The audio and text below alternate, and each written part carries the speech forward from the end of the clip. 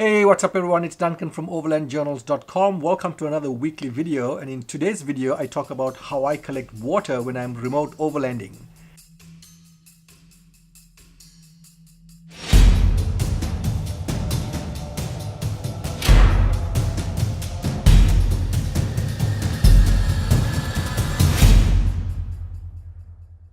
When you're remote overlanding, keeping hydrated is extremely essential, especially in our Australian conditions, especially if you're traveling during summer.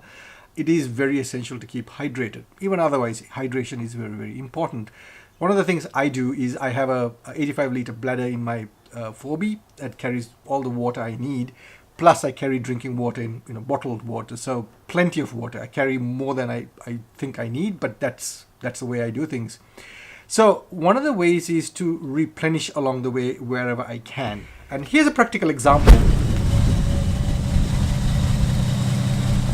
Okay, so we got to fill up some water. So we want to fill up our bladder with water. So one of the other things I do, and I talked about this in my one of my previous videos, is when I fill up water on the go, I use one of these inline filters, which I got from a caravan store. So this is borehole water from the station, so it's pretty good water, but nevertheless I'm going to use the filter. Now always when you're using one of these inline filters, make sure the direction of flow, don't hook it up the wrong way, because you can connect it the wrong way as well and it's just not as effective. So just make sure you figure out which way is the flow and then connect it. And so this is my bladder, and then I fill up my bladder with this, so enough water for the next couple of days of our camping and driving around in the Flinders.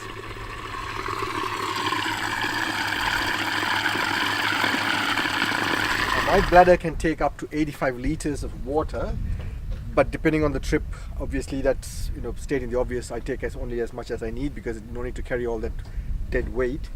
So in this Flinders trip, it's 2 days. And each day we'll be coming back to camp, so I can fill up each start of each day if I wanted to. So I'm only taking about a quarter of that. So that video was from our recent Flinders Ranges trip. And by the way, if you missed the travel films from the Flinders Ranges, go check it out. Link above and in the description below.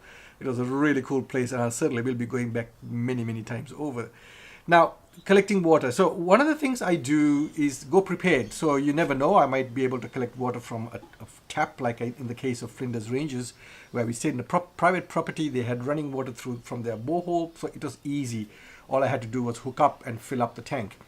But it's not always the case. Sometimes it could be from a river, it could be from a stream, or some other source. As long as it doesn't look dodgy, I would like to collect, and I have to go prepared. So couple of things I carry with me is, one is a 10-meter hose. It's just an ordinary garden hose from a local hardware store, but it's 10 meters, so pretty long enough, and it's got connections, universal connections at either end. So you never know what size of tap fitting I might come across. So I carry this universal fitting, which has the two more popular sizes, you could say. And so I am prepared depending on what size I come across. That hooks into this, and then the other end goes into whatever I'm collecting it into. At the same time, I also carry one of these. This is known as a jig siphon. So again, once I've got a bucket or whatever container filled up, all I do is put the jig end of it, that's this one here, jig end, and shake it hard enough so it creates that flow of water into whatever I'm collecting my water into. Now, once I'm about to do that, before I fill up, I then use the inline filter, which you just saw in the previous video. So this gets hooked up. So if I'm using my jig siphon, then there it goes. Or if not, if I'm using a hose, then into that as well.